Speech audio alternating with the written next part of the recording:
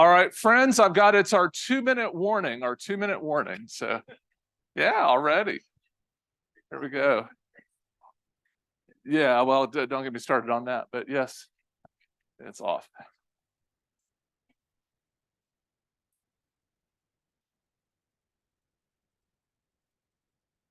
All right, those on Zoom, can y'all hear me okay? Can you hear me on Zoom? Yep. All right, good.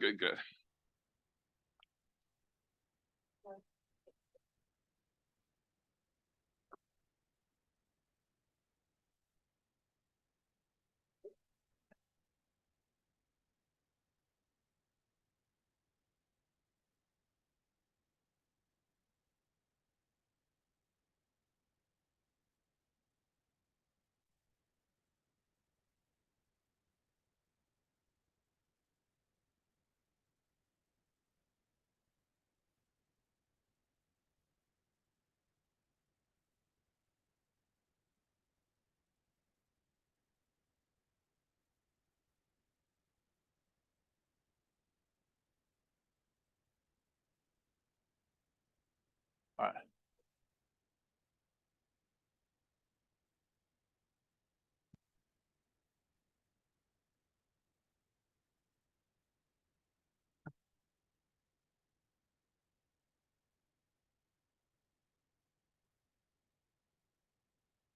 All right, friends, it's a joy to be with you. I'm glad you're here. We're going to get started.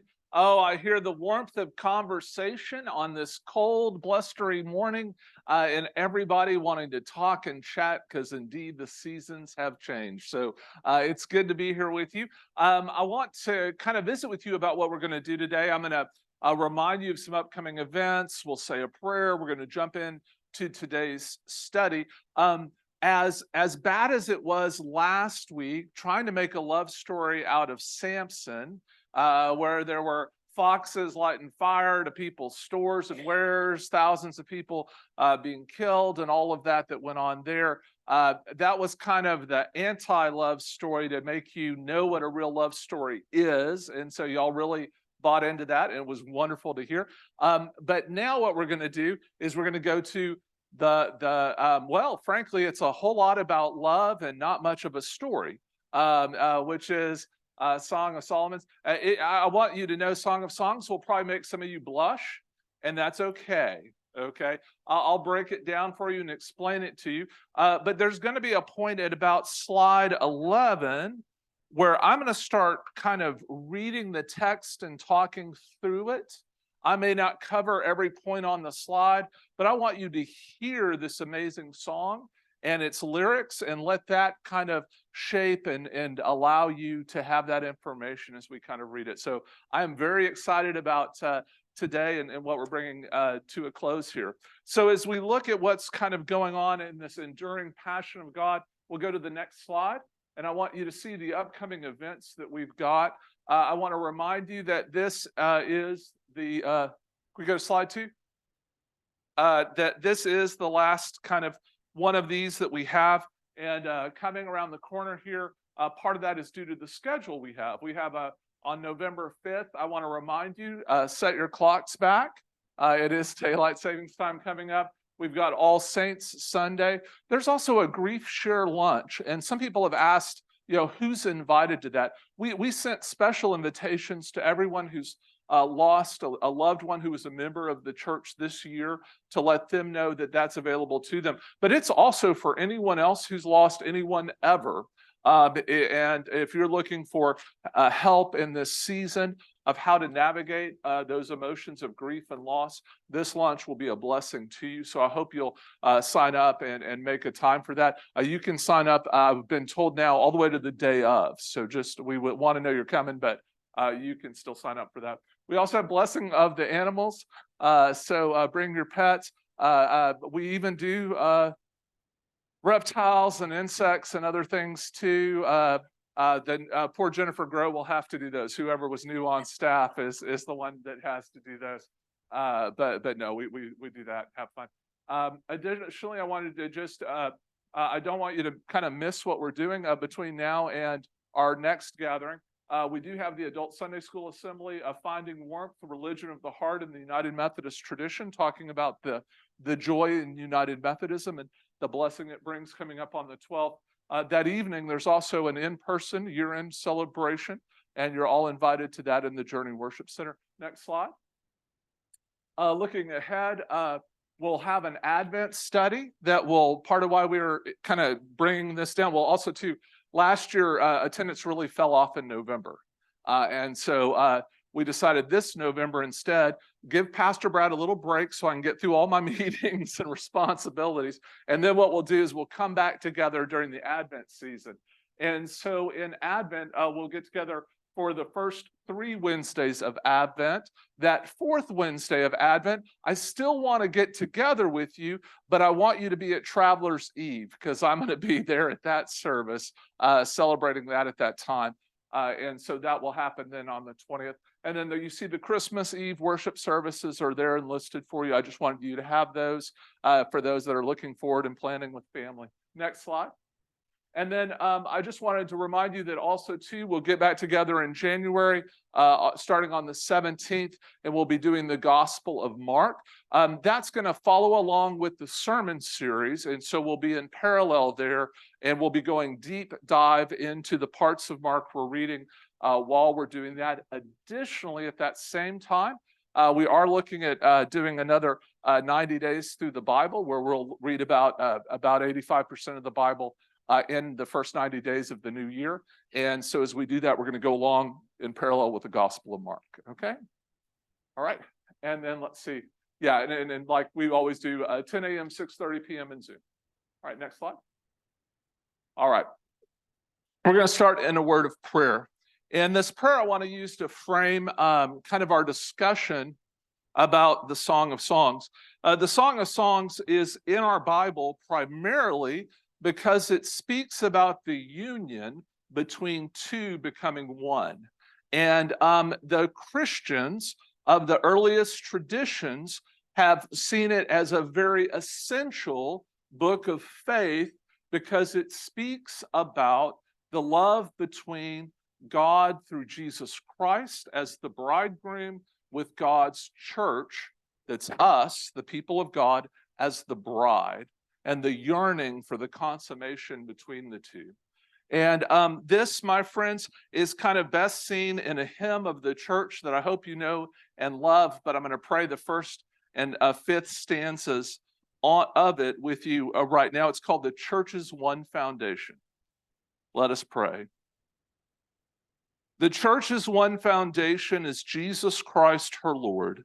She is his new creation by water and the word. From heaven he came and sought her to be his holy bride.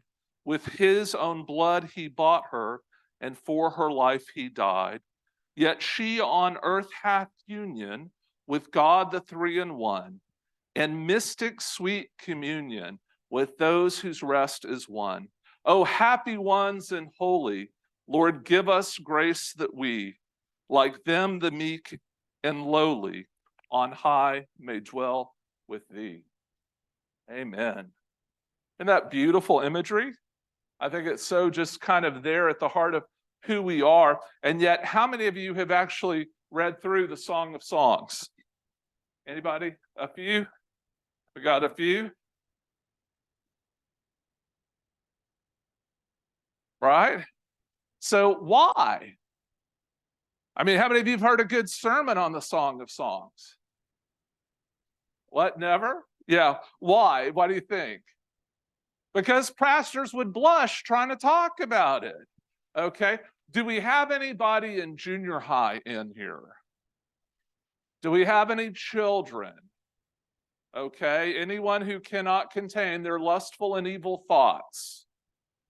Well, maybe, okay, right? But what I'm going to ask you to do is come into the grown-up, adult, mature kind of setting. And what I want to do with you is kind of walk you through some things that you probably already know, but you hadn't really thought about. And that's, does anybody remember, I mentioned this to my daughter the other day, and she said, how 2018, Dad? Okay, but for some of y'all, 2018 was recent, right?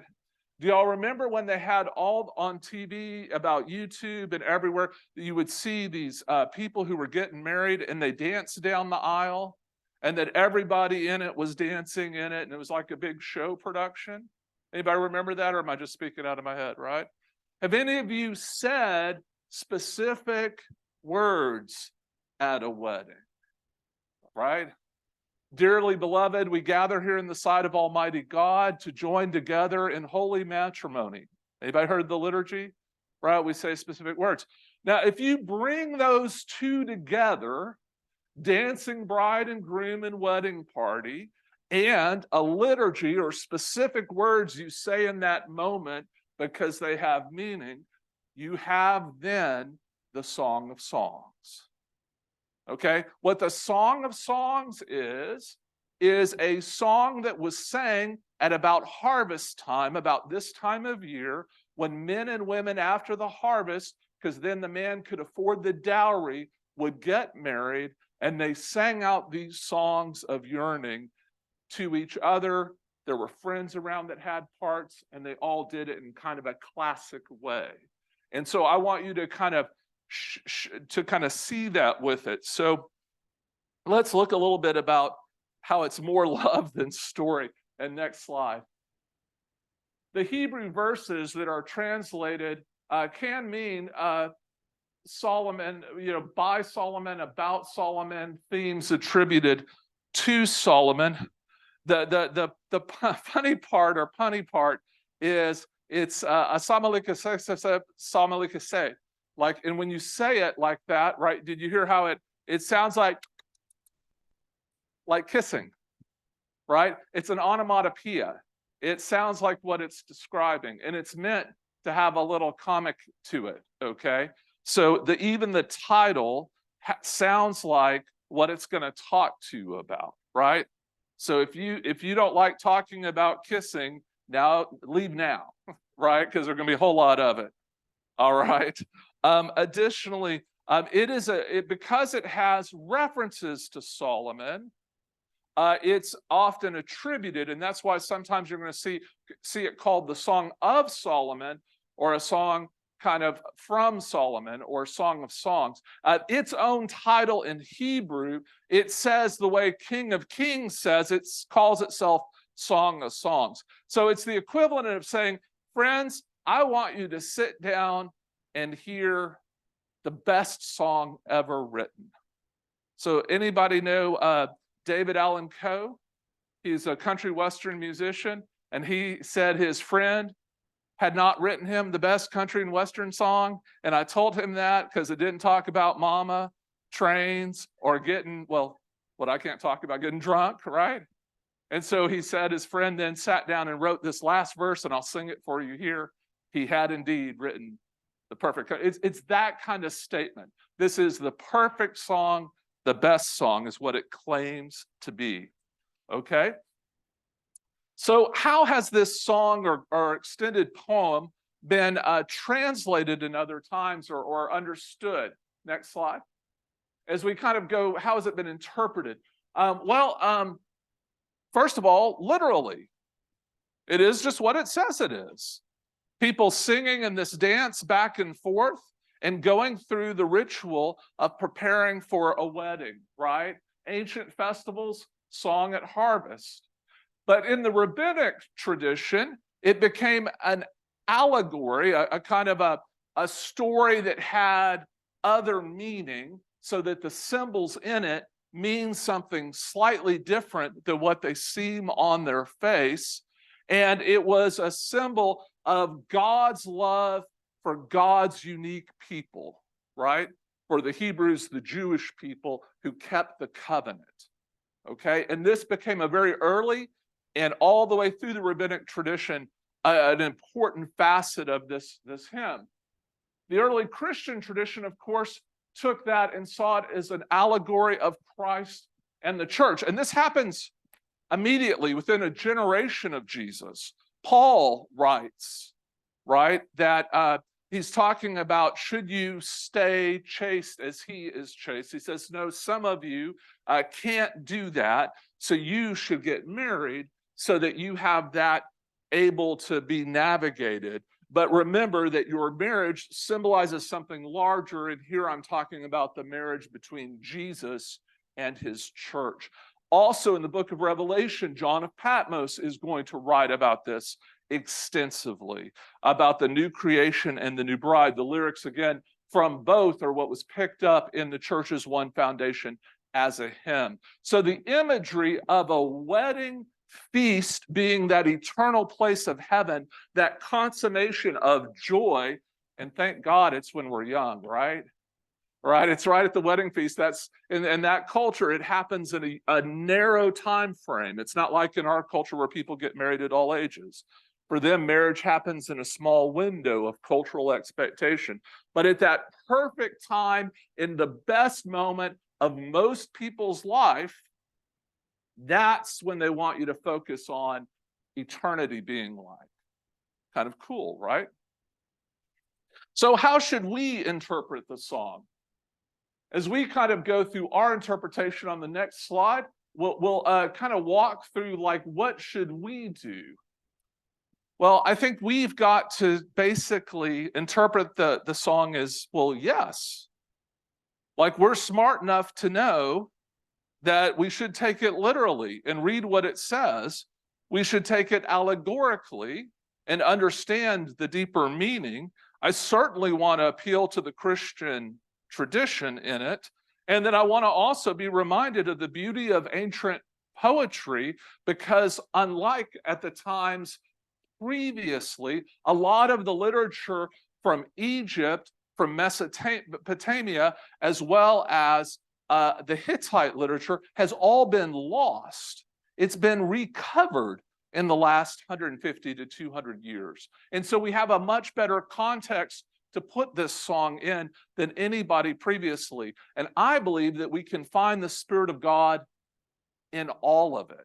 So I want to encourage you in that.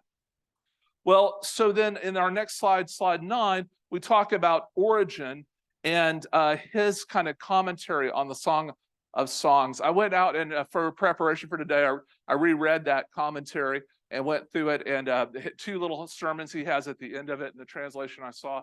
And it was really beautiful. But in the introduction, he says this, and I just want to quote it for you.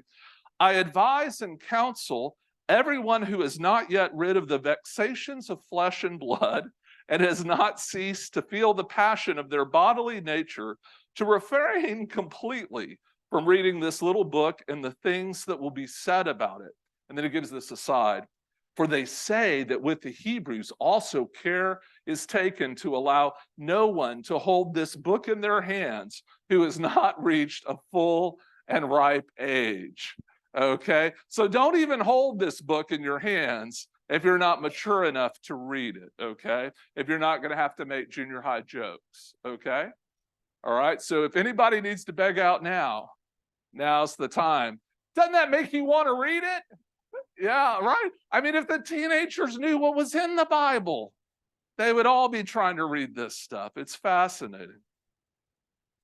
So the question on the next slide is, are you able to hear the spiritual in our 9th love story?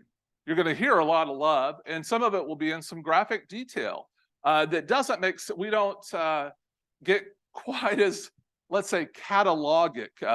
You're going to have lovers cataloging the attributes of the other. And maybe somebody wrote you a poem like that back in the day, but it's pretty exhaustive in this book. And so as we read it, you're going to hear some catalogs of things described. If you're uncomfortable with the description of a bosom or breasts, this will make you very nervous. They didn't have any problem with that. These are farm people, folks. They grew up around livestock. So they just describe what they see, and it's just pretty straightforward. But they don't have the same hangups they bring to it that we do.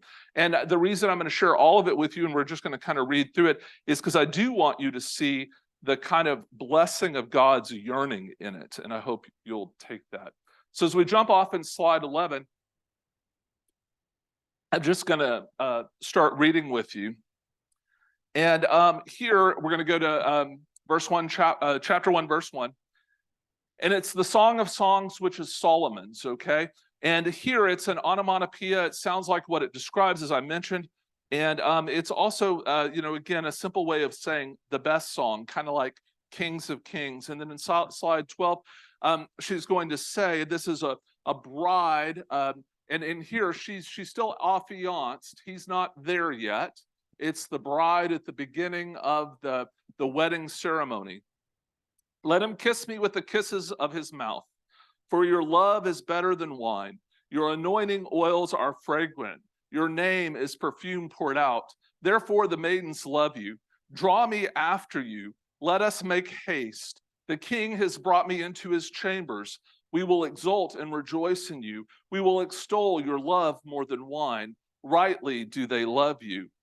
I am black and beautiful, O daughters of Jerusalem, like the tents of Kedar, like the curtains of Solomon. Do not gaze at me because I am dark, because the sun has gazed on me. My mother's sons were angry with me. They made me keeper of the vineyards, but my own vineyard I have not kept. Tell me, you whom my soul loves, where you pasture your flock, where you make it lie down at noon. For why should I be like one who is veiled beside the flocks of your companions? If you do not, now this is now the man speaking, her beloved. If you do not know, O fairest among women, follow the tracks of the flocks and pasture your kids beside the shepherd's tent. Okay? Nobody has to leave now, right? Y'all all okay with that? All right, so let's talk about what happens there, right? So, she's very explicit. Kiss me, okay? And draw me after you and tell me where you are, okay? Very clear. And then he responds, if you don't know where I am, follow the tracks of the flocks, right? Because I'm a good shepherd. I'm out doing my job so I can make money and take care of you, right? But then he says, but take your kids that you bring with you, the little goats, and get near the shepherd's tent. Okay, so there's a little suggestion there. It's beautiful. All right, so we'll go to slide 13. What's going to happen now is they're going to adore each other. And let's just see, we'll just kind of walk that through to the end of chapter 2. He's just said, beside the shepherd tent, verse 9, I compare you, my love, to a mare among Pharaoh's chariots. Your cheeks are comely with ornaments, your neck with strings of jewels. We will make your ornaments of gold studded with silver. While the king was on his couch, my nard gave forth its fragrance. My beloved is to me a bag of myrrh that lies between my breasts. My beloved is to me a cluster of henna blossoms in the vineyards of En-gedi. Ah, you are beautiful, my love. Ah, you are beautiful. Your eyes are doves. Ah, you are beautiful, my beloved, truly lovely. Our couch is green. The beams of our house are cedar. Our rafters are pine. I am a rose of Sharon, a lily of the valleys. As a lily among brambles, so is my love among maidens. Right? So there's one way to take that as kind of like, you hear it like just what it says, right? It's two people in love talking about how great they are. There's some playful banter about where they need to go, but there's a definite yearning that they need to be together, right? And so what we have is this incredible image of adoration, and the groom claims that she is beautiful. Did you hear that? She would be, for her to come next to the shepherd's tent, would be like a mare entering a stable of stallions, is what she said. And so I don't know if you're aware, but horses smell, and they also get in heat kind of like dogs, and it would be a problem. So he's like, he can't quite resist her. But she's like a cluster of henna blossoms. That's a nice thing to be called, even to this day. Do you know what a henna is? What? Yeah. It can be used for paint. It comes from a flower, and it's very aromatic. So there's a whole lot. The book is here. Sometimes people confuse the word sensual for sexual. And the two are not necessarily related. In this case, they are a little bit related, but it means of the senses. And so you're gonna see sight, and you're gonna see smell, and you're gonna see kind of touch and feel really described there. And the bride expresses her adoration. It keeps going here in 2:3. As an apple tree among the trees of the woods, so is my beloved among young men. With great delight I sat in his shadow, and his fruit was sweet to taste. He brought me to the banqueting house, and his intention toward me was love. Sustain me with raisins, refresh me with apples, for I am faint with love. So I always tell Laura that every time I see her, she makes my heart go pitter patter, right? I mean, it's the same thing. She swoons when he walks by. Oh, that his left hand were under my head and his right hand embraced me, like they're dancing or holding one another. I adjure you, O daughters of Jerusalem. Okay, so now something different happens. And so here in slide 14, I just wanted to cover that again. There's a banquet, there's this wedding intention that's desired, and that love is that desire, and that there's this kind of embrace that happens between the two that's beautiful. And then she gives this warning in slide 15 to the daughters of Jerusalem. I adjure you. Okay, what does it mean to adjure you? I order you at risk of placing a curse on you, is what it means. I had to look it up. To adjure somebody, it's a threat. I adjure you, O daughters of Jerusalem, by the gazelles or the wild does, do not stir up or awaken love until it is ready. So what does that mean? Okay, well, you see, it's before the wedding festival. It's a week out, and she is ready for the wedding. Okay, now, why would the Christians be attracted to this image? Jesus Christ had been crucified and died for our sins. He had been resurrected for our life. And we await the consummation of Jesus Christ our Lord to bring in the new creation by water and the word, right? Those lyrics I read. They're desperate and yearning for God to finally finish the salvation he started.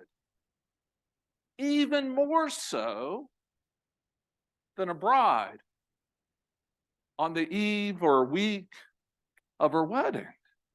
Isn't that a powerful image? You know, I got a dog that way one time. I made the mistake in a sermon of mine. My daughter was yearning for a puppy, and I thought it would be a great illustration of how we as followers of God should pray, because she was so just relentless about we needed to have a dog. And I mentioned that in the sermon, and what happened the next week? Somebody called. We got Kate a dog. And that wasn't the point of the sermon, right? But many of us are going to focus on the sex or the sexual innuendo in this text and miss the most important part. Why it's in the Bible is because it's showing that yearning that we should have as followers of Jesus for God to complete God's work even in us. You see the beauty of it? All right. So let's keep going. And so here in verse 8, chapter 2, verse 8, we'll keep going. The voice of my beloved, look, he comes, leaping upon the mountains, bounding over the hills. My beloved is like a gazelle or a young stag. Look, there he stands behind our wall, gazing in at the windows, looking through the lattice. My beloved speaks and says to me, arise, my love, my fair one, and come away. For now the winter is past, the rain is over and gone. The flowers appear on the earth. The time of singing has come, and the voice of the turtle dove is heard in our land. The fig tree puts forth its figs, and the vines are in blossom. They give forth fragrance. Arise, my love, my fair one, and come away. O my dove, in the clefts of the rock, in the covert of the cliff. Let me see your face. Let me hear your voice. For your voice is sweet and your face is lovely. Catch us the foxes, the little foxes that ruin the vineyards. For our vineyards are in blossom. I mean, it's almost like a story out of a fairy tale. She has this kind of image and dream and hope that he is on his way to her. And literally, she's so excited about seeing him that everywhere she looks, she thinks she sees him. Okay, she's seeing him all around and hoping, and that the time now is right. So winter has passed, everything's in bloom. It is the perfect time for couple. I mean, when is Valentine's Day? Yeah, right before the freeze breaks, right? But this is more of that kind of springtime. So we're looking sometime maybe mid to late April to early May in Israel. And she yearns for him. She wants to see his face in verse 14 and to hear his voice. I think quite often about people who had to send loved ones off to fight in foreign countries or on distant trips of travel. Has anybody ever yearned to see someone they loved?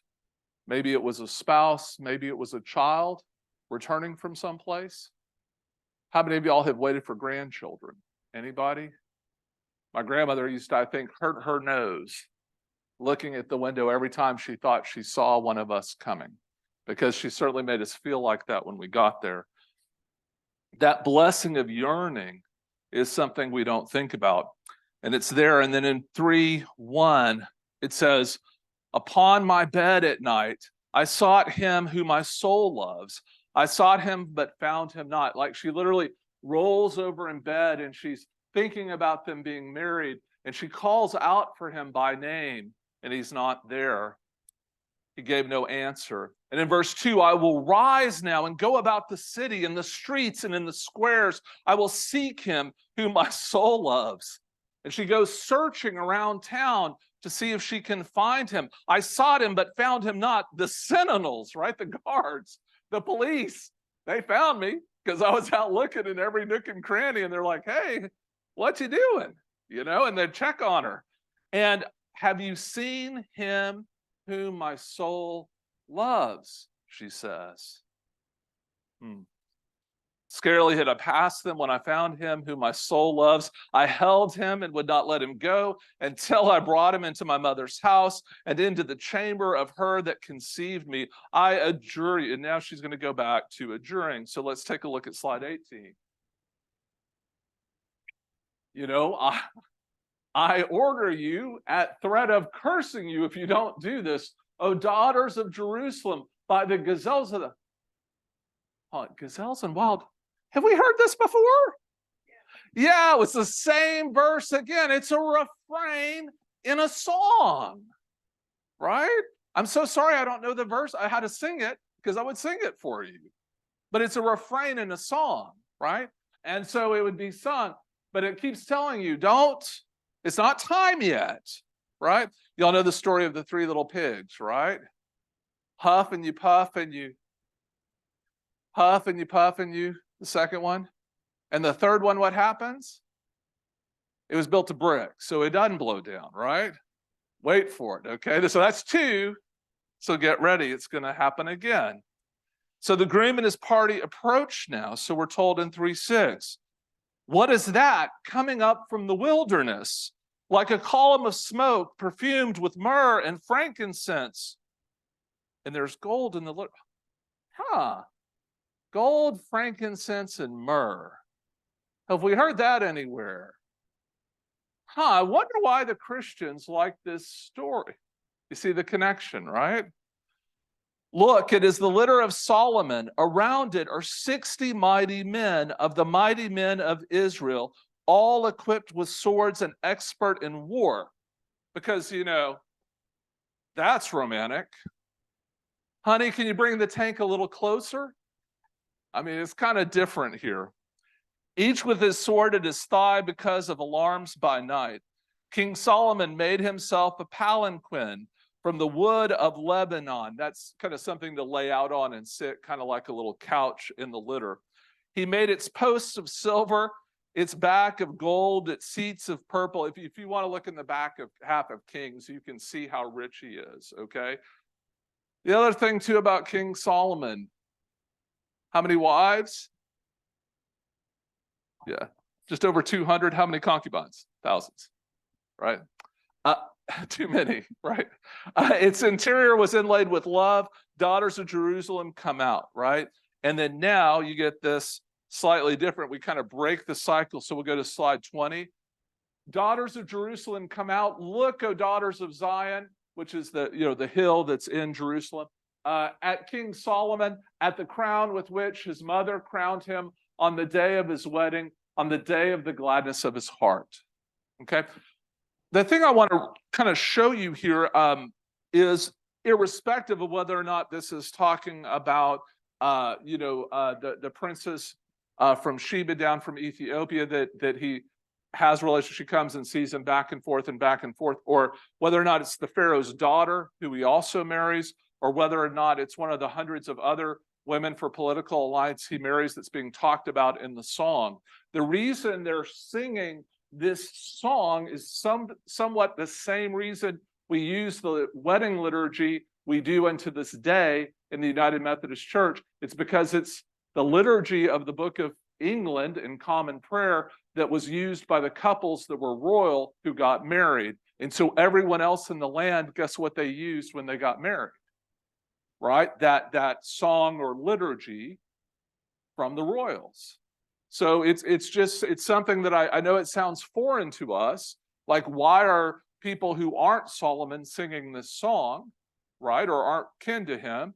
Although apparently with all those wives, there might have been a lot of kin to Solomon. But anyway, that's a whole other topic. But like, when we're talking about that, why isn't that what's going on? Well, it's because just across the country, all those who were proud of their Jewish heritage and being part of the nation of Israel would sing this song because it appeals to their glory day when he was reigning, right? All right. And now, in case you just thought, I want to point out something else to you. Who's been singing most of this so far? What? The bride? But Pastor Brad, I thought women were property in the Bible. I thought that the kind of ancient women were kind of constrained and held back by their thing. Didn't you tell us that? Yes, I did. Because in the last story, we saw deals going on to buy, trade, and sell women, okay, as was common in that time.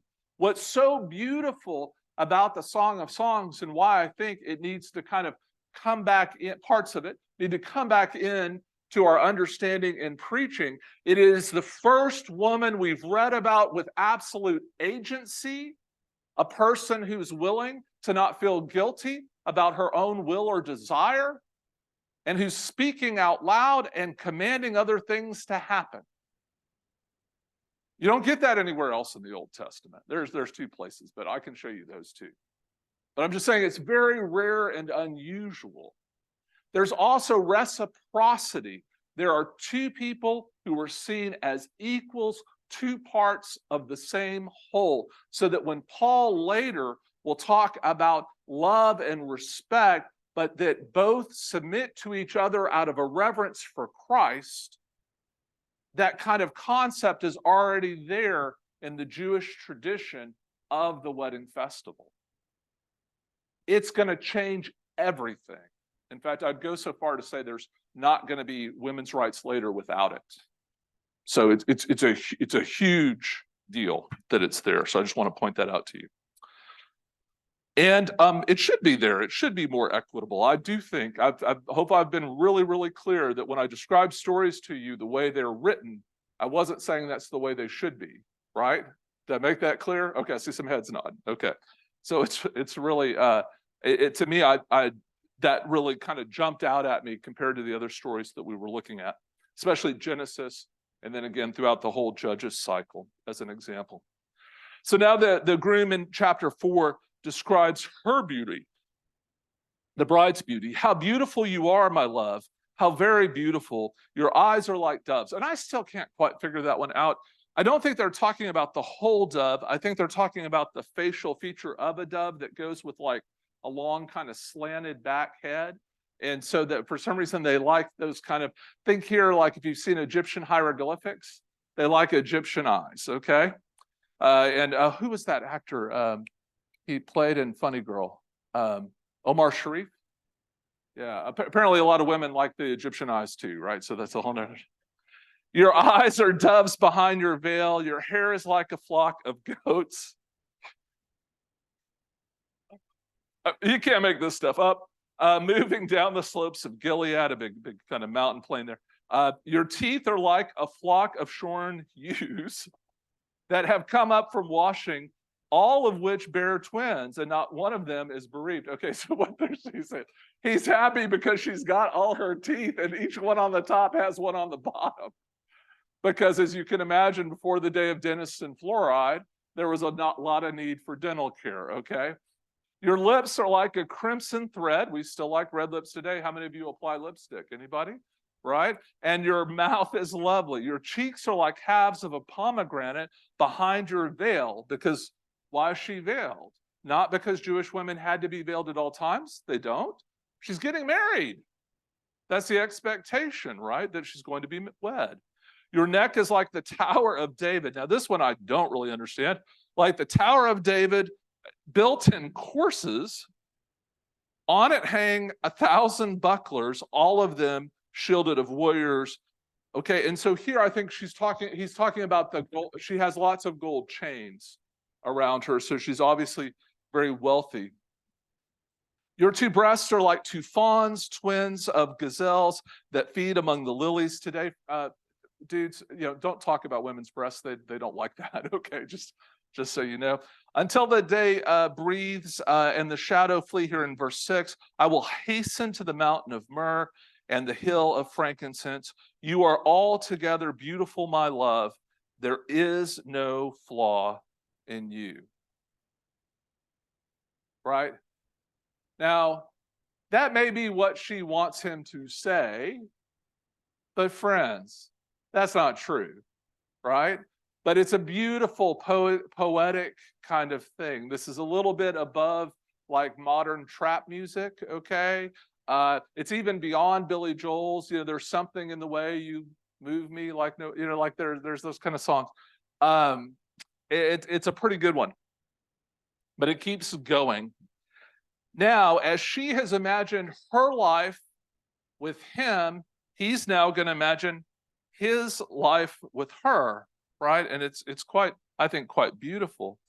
Verse 8, come with me from Lebanon, my bride. Come with me from Lebanon. Depart from the peak of Amana, from the peak of Senir and Hermon, from the den of lions, from the mountains of leopards. Okay, he's telling her, look, I rule a lot of stuff, and I'm going to show you all these exotic places that are in my kingdom.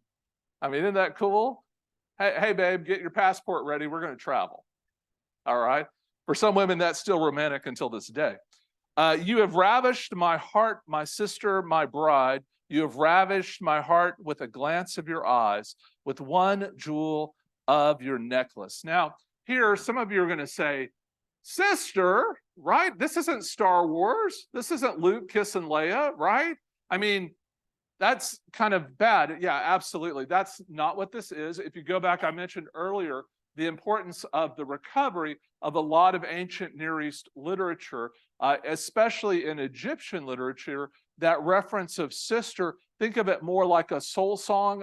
Calling somebody a sister just means that she's a female, a woman, and it's attributing that to her, not saying she's literally your kin sister born to the same mother and father. Okay, so I just want you to be really clear. I mean, in your rock and roll music, you grew up listening to, many of you, you certainly heard the reference to sister. It's all over the Beatles, for example. And I just want you to know that, like, it doesn't mean the same thing. It's a romantic term of endearment, but specifically, it is the kind of term that people who are going to be lovers say to one another, and especially that double that kind of sister, my bride.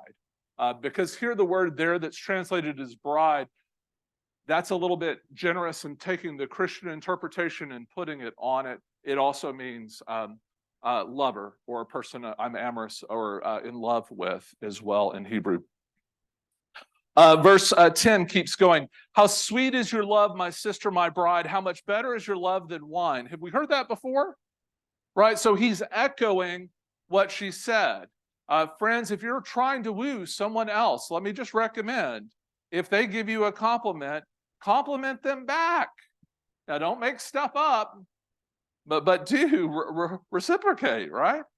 And the fragrance of your oil is better than any spice. Your lips distill nectar, my bride. Honey and milk are under your tongue. The scent of your garments is like the scent of Lebanon. I don't know how Lebanon smells, but apparently it was pretty good. It's very fertile and a lot of gardens. So it has that earthy kind of smell of fertility. A garden locked is my sister, my bride, a garden locked, a fountain sealed. Your channel is an orchard of pomegranates with all the choicest fruits. Henna with nard, you hear the same words again, right? Nard and saffron and calamus and cinnamon. So he goes a little bit further. With all trees of frankincense, myrrh, and aloes, with all chief spices, a garden fountain, a well of living water, and flowing streams from Lebanon. It's beautiful, beautiful. And so here we kind of keep going. Awake, O north wind, and come up, O south wind, blow upon my garden, that its fragrance may be wafted abroad. Let my beloved come to his garden and eat its choicest fruits. So he said, you're a locked garden. And she's like, get on with it. Come on to town. I'm ready. Let's go.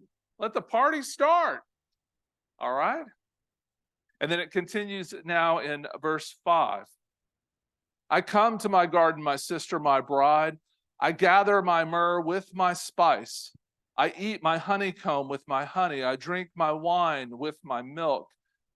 Eat, friends, drink, and be drunk with love. Now, some of you are going to have an NIV translation or other translation.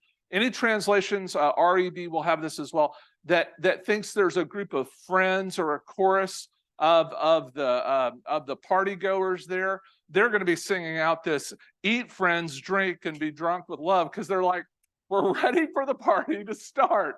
Quit the long liturgy and get to it, right? Have any of y'all been to a long wedding? I try not to say Catholic wedding, but you know what I'm talking about, right? And they can go on and on and on. It's kind of that feel, but imagine it going on for hours and not just, for weeks, a week or two, and not just a moment. It's a little bit longer, right? And then here in 5:2, it's going to say, I slept, but my heart was awake. Listen, my beloved is knocking.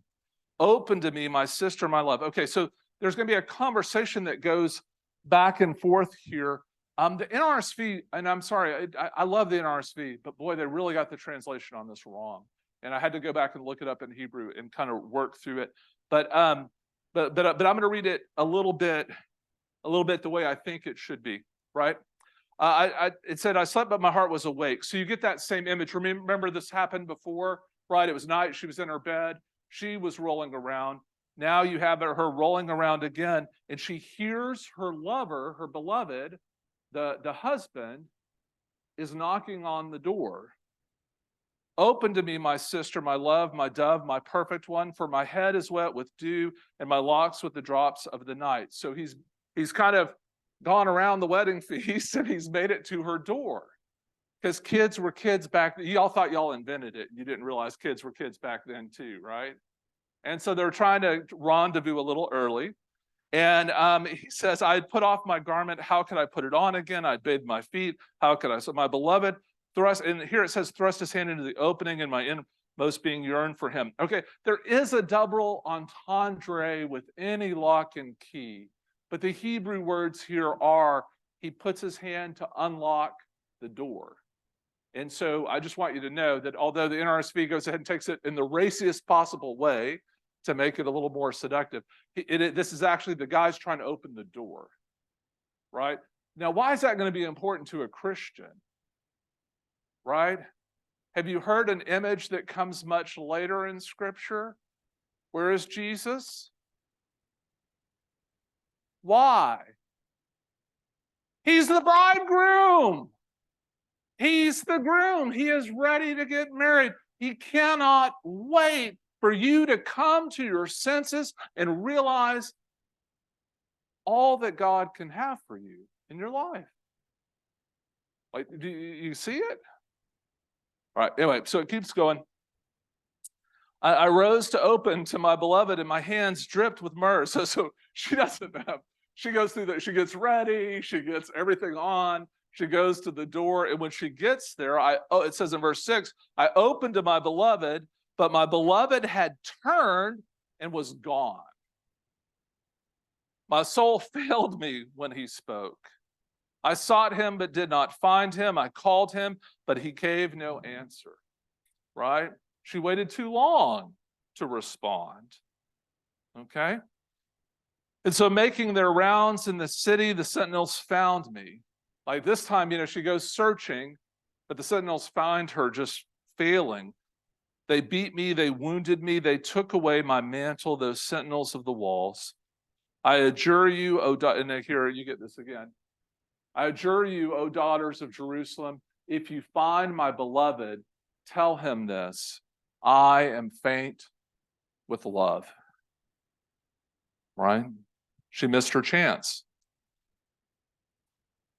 And what does it say in Deuteronomy 24 will happen if they don't kind of get together? If it goes wrong? Do you remember? We talked about this with Samson, right? What Samson's father-in-law, ironically a Philistine, thought could happen, right? And that was that if the man goes away mad and then she issues that she's willing to divorce and he says he's willing to divorce, the whole wedding at this point would be annulled. She is in total distress, to say the least. And now her friends try to comfort her in verse 9. Okay? They ask, what is your beloved more than another beloved, O fairest among women? I mean, she's saying, like, look, you're the most beautiful of all of us. Why do you care if he left? What is your beloved more than any beloved that you adjure us? So now the women of Jerusalem have even spoken back, right? How do you sit there and put us under all these threats? Like, how great is this guy, And then she basically sings her version of My God to her, if you've ever heard that song, right? And she is described, he's going to go through this. Here, let's just run it through. My beloved is all radiant and ruddy, distinguished among 10,000. His head is the finest gold. His locks are wavy, black as a raven. His eyes are like doves beside springs of water, bathed in milk, fitly set. His cheeks are like beds of spice, yielding fragrance. His lips are lilies, distilling liquid myrrh. His arms are rounded gold, set with jewels. His body is ivory work, encrusted with sapphires. His legs are alabaster columns, set upon bases of gold. His appearance is like Lebanon, choice as the cedars. His speech is most sweet, and he is altogether desirable. This is my beloved, and this is my friend, O daughters of Jerusalem. Like, he's my guy, right? So she loves him and expresses that pretty clearly there. So now in chapter 6, they ask, where is he gone? Which way has your beloved turned that we may seek him with you? So they've now become compassionate. They're going to go out and try to find him. Now, why would you put this in the whole wedding song? Right? Because unto this day, no one ever gets to the day of the wedding and change their minds, do they?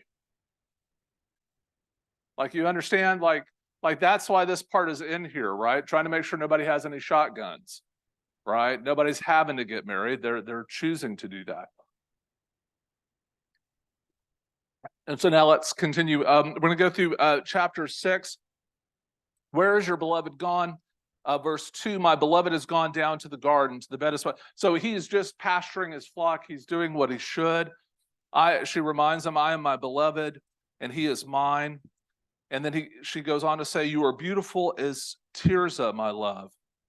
Comely as Jerusalem, terrible as any army with banners. Turn away your eyes from me, for they overwhelm me. Your hair is like a flock of goats moving down the slopes of Gilead. And so we've kind of heard this before until we get to verse 8. There are 60 queens and 80 concubines and maidens without number. Like that just seems like an odd line to point out about your beloved, right? But what she's saying is, I'm not going to have to work very hard because there are other people to share in the labor of the household with me. It's going to be a life of Riley, right? And it keeps going about how she hears this plea in verse 12, before I was aware, my fancy set me in a chariot beside my prince. And it says, return, return, O Shulamite, return, return, that we may look upon you. Why should you look upon the Shulamite as upon a dance before two armies? Okay. And the Shulamite is either a person from Shulam or a person from the southern part of Israel and those kind of nomadic desert tribes that seem to be the kind of the origin of this tradition and song there for you. There's more description of love, and I'm just running out of time. It's so good. I would keep going, but let me just kind of take you to the next. You'll have these notes that you can keep going through it. It's a little bit more of the same till the very end. Let's go to slide 31.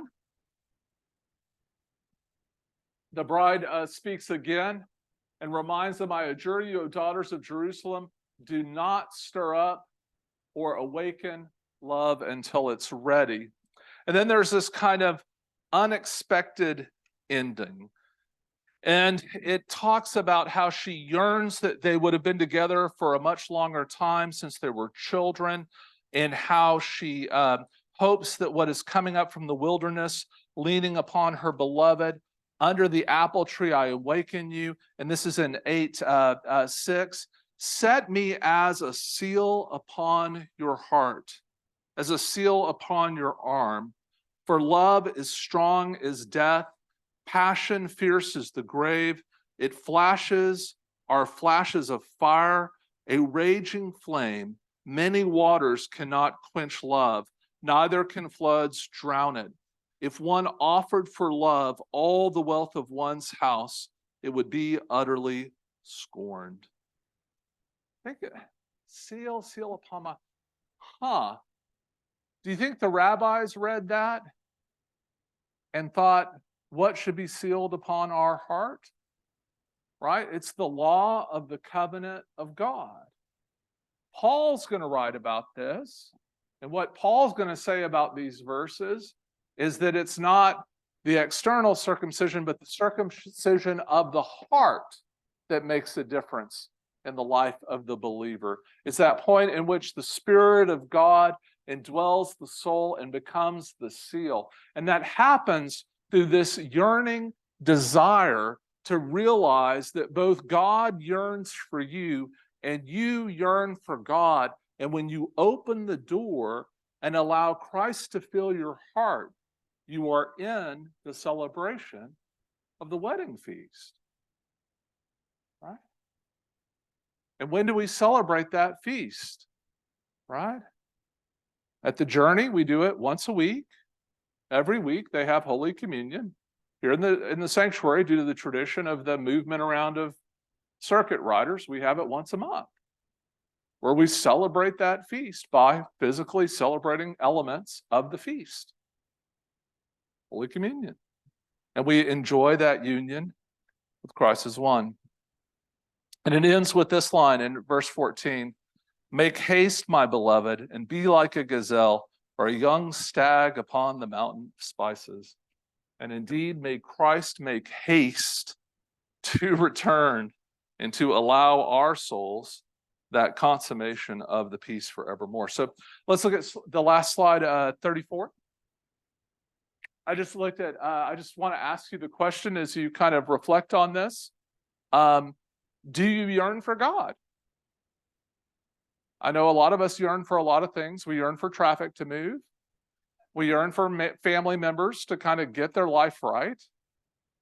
We yearn for other struggles of our day, but when was the last time we yearned for God? Just a question for you. How is God's love for you made plain? Right? Do you have any doubt in this that the groom loves the bride? Is there anything about the story? I don't think he left anything off. He talked about from her toes to her hair, even if it was like a bunch of goats. Right? Was there anything missed? Inside, outside, right? I mean, it's pretty thorough. What does it mean that God loves us like that? And have you set God as a seal on your heart? Is God what keeps you day in, day out? Is that thing that binds your life together? So that's where I wanted to leave it. And friends, I'm sorry I heard it a little bit at the end there, but you honestly, all the verbs and descriptions you hear before it's repetition. That's great being a song. So I sped up there a little bit at the end, but do it the justice of reading it when you get a chance. It's truly worth it. And I hope it wasn't too racy and didn't make anybody blush too much. So thank you. I'll take questions. Yeah. Yeah, of course. 2 questions. She's described as being very dark. What? Is she a Hebrew? So those are the 2 questions? Okay. Sure. All right. Okay.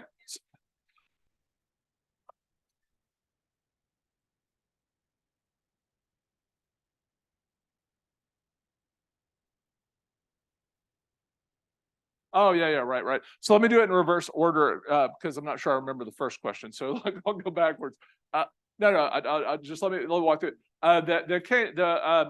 Is there a connection between the Song of Songs and the wedding miracle at Cana of Galilee? Yes, and they're both at a wedding. Yes, there would be similar. It's very likely that some of these songs were part of the songs that were being celebrated. Is there a clarity where it explicitly mentions it in the Gospel of John or makes a specific reference to a part of these texts? No. But very likely, yes, it would have been in the tradition. That's why it survived in our Bible, in the text, right? The second question you asked was about her blackness, and that's highly. It's the reason it's kind of a little bit unsure is because we do know that at least 2 of Solomon's bride were from Africa, right? So it could very well mean that. But she's called also a Shulamite, which is a tribe. And so here, there's a reason in the text to believe that the blackening of her skin is due to exposure to the sun. However, I don't have any problem with her being African. I mean, she's not pale white like me. Like she's not pasty white person. She's most of the Hebrews are kind of a more olive to brownish color anyway. And the more they're out in the sun, the darker they get and lighter they get. And so I don't think there's anything racial. The other thing too is I would say, remember Solomon's demise is going to be that he married a bunch of women who were not Jewish. Okay, there's nothing about her Jewishness in the story. And I wish there were, right? That would help with some other parts of the Bible, but it's not there. It would also help us know which one she was, right? But we don't. The thing to remember here too is, again, Solomon, I don't think, would write about, why we don't call it the Song of Solomon is a lot of people think that means song written by Solomon. And so the reason we call it the Song of Songs is one, because actually that's what it calls itself. And it's about Solomon. It's of Solomon. It's of his time. It's of his place. It describes him in it, right? I mean, it talks about him being the one in the litter that's coming, and that's what we mean when we talk about it that way. And so, yeah, people were singing the song about him, but that doesn't mean that they were him. But I just want to be clear that even early days, Judaism always had a way where the non-Jew had to become part of the tribe or group through marriage. So there was a way that then that person, it wasn't like would emerge after after the fall of the temple, where Judaism was only passed matrilineally through the Jewishness of the mom. That isn't there in the pre-destruction of the temple. In fact, there's ways for God-fearers to exist. You're going to see this in the Bible when you talk about the centurion up in Cornelius and stuff. So anyway, yeah, just want to make that clear. So I want to say if she's of an African descent, is a Black person, that would be perfectly fine, and in fact would be considered, I think in that time, especially the Queen of Sheba was considered very exotic. And if you go back in Kings, she's at the highest place of all the women that Solomon has. That's why there are some people who attribute this to her. But it's unclear. The text doesn't say her name specifically. That's the closest hint we get. But it does say her brothers didn't like her and kicked her out in the sun. So how do you read that? I don't know. But I'm cool with either reading, just to let you know.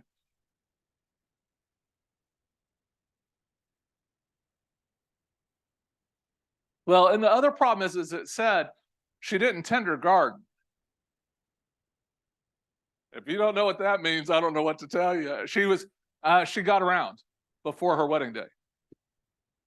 It's a euphemism. I'm sorry, Jason, I didn't see Ginger over here, and I'm going to come back to you, Jason.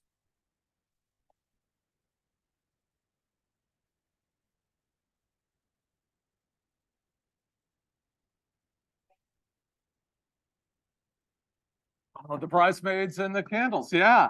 Oh, absolutely. So I mean, when you bring those two together, you see what's really going on, right? I mean, there's a song about a wedding where what you're seeing is that's where the bridesmaids would have been, as the groom comes to open the chamber. And oftentimes, we've heard this already in Genesis, where I don't remember which one of the sons lost his mom. Was it Joseph? So when he gets married, he takes his wife back into his mother's bedchamber, which I just thought was a freakiest, weird thing. And then here you have this woman singing about him and her being together in the chamber where she was, the tent or place where she was conceived. Like, I don't want to know anything about my parents and those kind of things and that stuff. There's some kind of cool old letters that they have that are kind of fun. But as I kind of look at this and I'm trying to discern what that means, there's a beautiful kind of image of, we try to do everything in one big air-conditioned building because we live in Texas and it's hot, right? But for them, the wedding festival was weeks long of celebration, all these people hanging out and being together, tribes becoming one, and there's movement in it. And there are things symbolically that happen at certain times in the kind of it. So there's more like a party processional, and that movement happens where they'll move to that house. And that's where where it says the virgins are all there with their candles, the younger women are all holding their lamp lights. And remember, Jesus says the groom was late. The groom was late coming to that, and he and so the maids that didn't have oil didn't get to enter into the party because they didn't have that. So that's what when it's talking about that, and that's why I was kind of, again, I love the people who wrote the NRSV. I studied for many of them, but they get this wrong. They make it more sexual than it actually is. This is really about opening a door. Yeah, that's right. Be prepared and be ready. And don't think I'm not gonna when you're beloved, especially when he's king, right? And he comes to your door. Don't think you can't get out of bed because you're not dressed. Throw a robe on. Don't worry about getting your feet dirty. Get up and go. So anyway, that's kind of fascinating. Yeah. Yeah, Jason.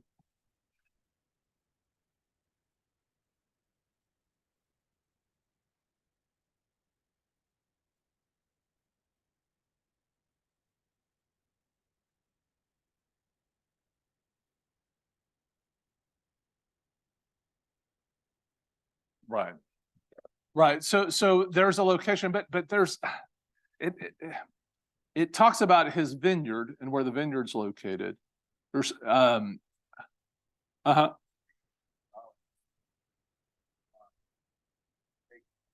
Yes.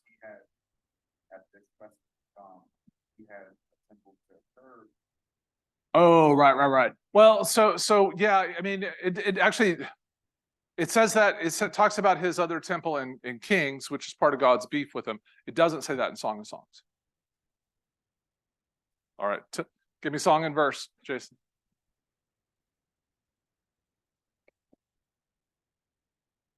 So is that in chapter 8?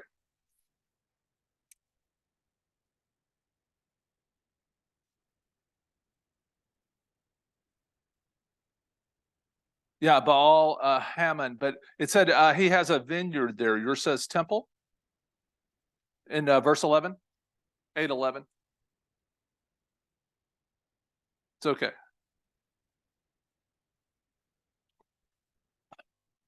But yeah, I mean, I think you're absolutely, Jason. Let me just go ahead and tell you where I think you're really right. I think the rabbis are going to read this and say that this is also a metaphor for unfaithfulness, and that's part of the challenge in the text.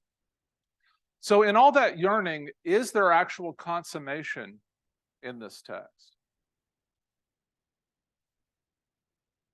Yeah, it's interesting. That's right.